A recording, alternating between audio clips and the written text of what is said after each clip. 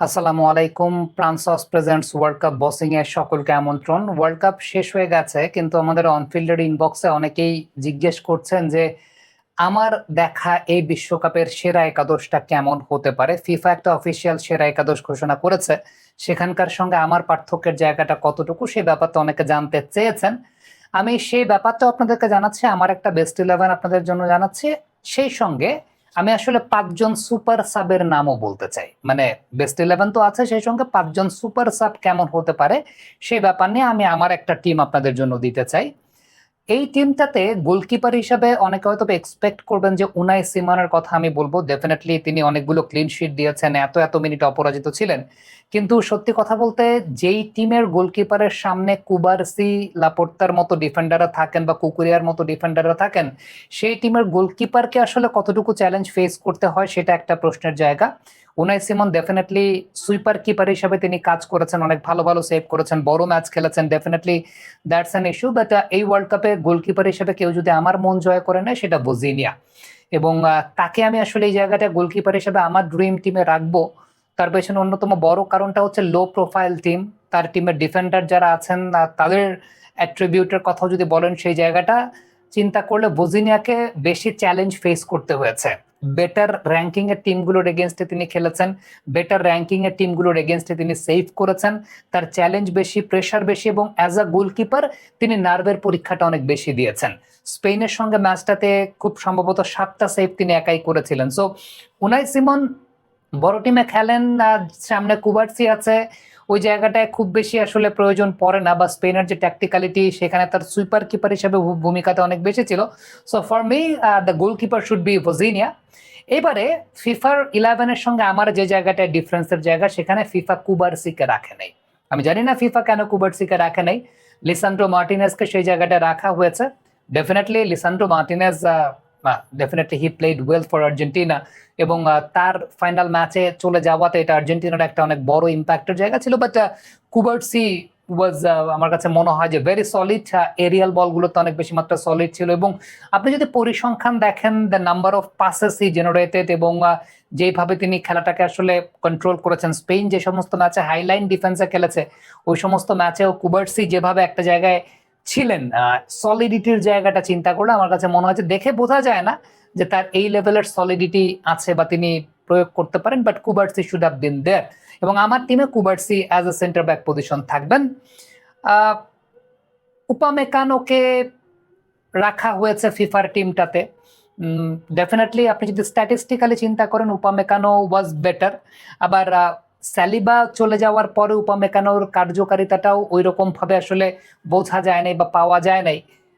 আপনি যদি আমাকে ওই পার্টিকুলার পজিশন বেজ চিন্তা করেন, আমি যদি আসলে সেন্টার ব্যাক পজিশন এক পাশে যদি আমি কুবারসিকে রাখি, আমি আরেক পাশে আমার পার্সোনাল চয়েস অনুযায়ী আমি সালিবাকে রাখতে চাইবো। এটা আমার পার্সোনাল চয়েস, আমি সালিবাকে রাখতে চাইবো। ঠান্ডা মাথার প্লেয়ার, বল ক্যারি করতে পারেন, এবং কুবার্সির সঙ্গে যে একটা কমপ্লিমেন্টিং রোল লাপোর্তার ছিল, আমি ওই জায়গাটাতে সালিবাকে রাখবো। Definitely Upamecano statistically he might be good, he might be better then Saliba হয়তো বা এই টুর্নামেন্টে। তার একটা ফিজিক্যাল অ্যাট্রিবিউটের জায়গাটা আছে। বাট আমি আমার পছন্দের টিমে অ্যাজ টু অফ মাই, যেটা বলা হয় যে ফেভারিট সেন্টার ব্যাকস, আমি এক পাশে যদি কুবার্সিকে রাখি, আর এক পাশে আমি সালিবাকে রাখতে চাইবো। That is my defensive set up. আর রাইট ব্যাক, লেফট ব্যাক পজিশনে ডেফিনেটলি এই ব্যাপারে কোনো সন্দেহ নেই। টুর্নামেন্টে পেড্রো পোরো যেভাবে অ্যাজ আ রাইট ব্যাক তিনি খেলেছেন, যেভাবে কমপ্লিমেন্ট করেছেন with Lamine Yamal, he should be there, এবং ওই জায়গাটা তিনি থাকবেন। আর মার্ক কুকুরিয়া তো আসলে ওই জায়গাটা থাকবেন। আমি যদি স্পেনের ওভারঅল টিমটা চিন্তা করি, তাহলে স্পেনের ওভারঅল টিমটাতে অফেন্সিভলি, ডিফেন্সিভলি যদি দুইটা প্লেয়ার সেই জায়গাটাতে মানে বেস্ট প্লেয়ার হয়ে থাকেন, তাহলে সেটা মার্ক কুকুরিয়া এবং রদ্রি, এই দুজন প্লেয়ারের কথা আসলে বলতে হবে। So mark কুকুরিয়া is there. এই হচ্ছে আমার ডিফেন্সিভ এবং গোলকিপিং সেট আপের জায়গাটা। আপনি একটু সামনের দিকে যদি যান, রদ্রি উইল বি দেয়ার। রদ্রির ভূমিকাটা এই টুর্নামেন্টে আমরা যেমনটা দেখেছি, দুই সেন্টার ব্যাকের মাঝখানে নেমে অ্যাটাকটাকে ইনিশিয়েট করা, এবং সেই জায়গা থেকে লাপোর্তা যেভাবে বল প্রোগ্রেস করেছেন, আমার মনে হয় আমার এই টিমটাতে সালিবা সেখানে বলটাকে প্রোগ্রেস করতে পারবেন, এবং সেই সঙ্গে কুবারসি তো ওই জায়গাটায় আছেনই। দেন তার সাথে যদি আপনি চিন্তা করেন Jude Bellingham, definitely he should be there. Michael Olise, এই তিনজন প্লেয়ার মানে মিডফিল্ডে আর কি লাগে। মাইকেল ওলিসে এই টুর্নামেন্টে যা করেছেন অনেকাংশে মনে করিয়ে দিচ্ছিলেন দ্য গ্রেট রোনালদিনিওর কথা। So that is my midfield and defence. এইবারে অফেন্সে আপনি যদি চিন্তা করেন, রাইট সাইডে আমি যদি লিওনেল মেসিকে রাখি, লেফট সাইডে কিলিয়ান এমবাপেকে রাখবো। প্রাণ সসের মাখামাখি টেস্ট নুডলসকে করে তোলে আরো ইয়ামি আরো জোস। প্রাণ সস, সসের বস। মাঝখানে এটা এটা এটা আর্লিং হালান্ডের কথা ফিফা বলেছে।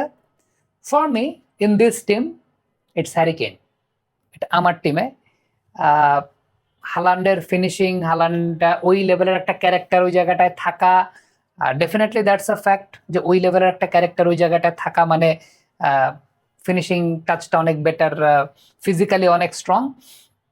বাট আমি আমি মনে করি যে হ্যারি কেইন এই টুর্নামেন্টে ডিফেন্সিভলি যেভাবে কমপ্লিমেন্ট করেছেন ইংল্যান্ড টিমকে, বেলিংহামের সঙ্গে হ্যারি কেইনের একটা জুটির জায়গাটা ছিল, সেই জায়গাটা আমার কাছে মনে হয়েছে যে ইট ওয়াজ ভেরি গুড।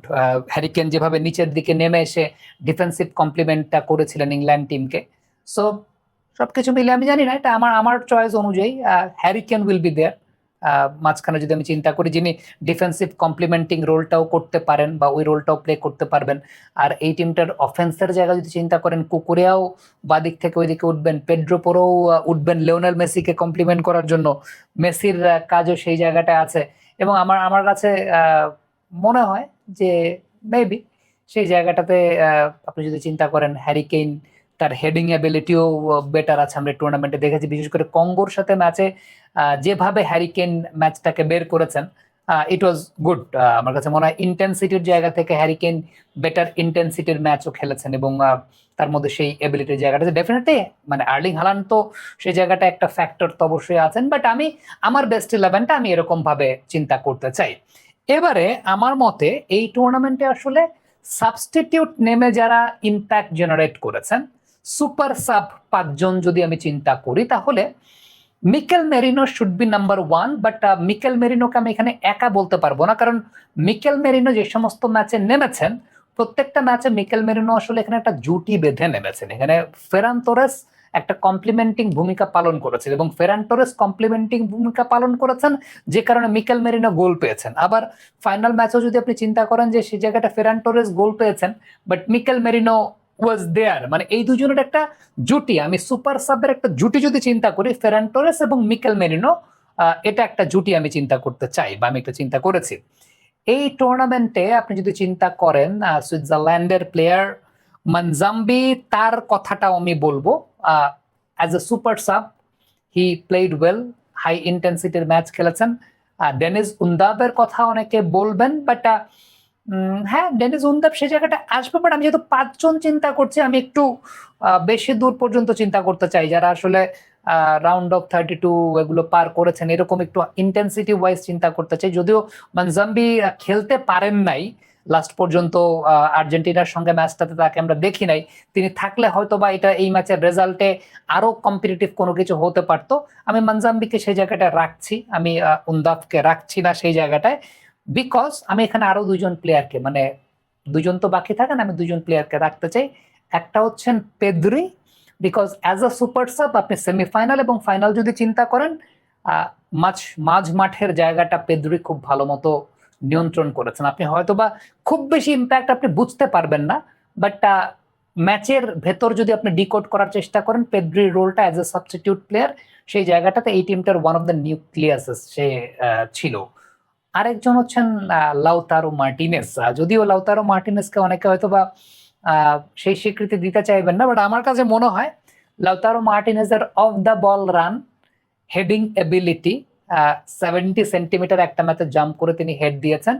আমি অ্যাজ এ সুপার সাব যদি আমি ওইভাবে চিন্তা করি তাহলে এই 5 জনকেই চিন্তা করব, মানে মিকেল মেরিনো, তার সাথে Ferran Torres, Lautaro Martinez can be there, definitely পেদ্রির কথা বলছিলাম যে মাঝখানের জায়গাটায়, আর মনজুম্বির কথা বলছিলাম যে সুইজারল্যান্ডের এই প্লেয়ারটা, এই 5 জন আমার সুপার সাব লিস্টে থাকবে। So that is my 11 and that is my super sub.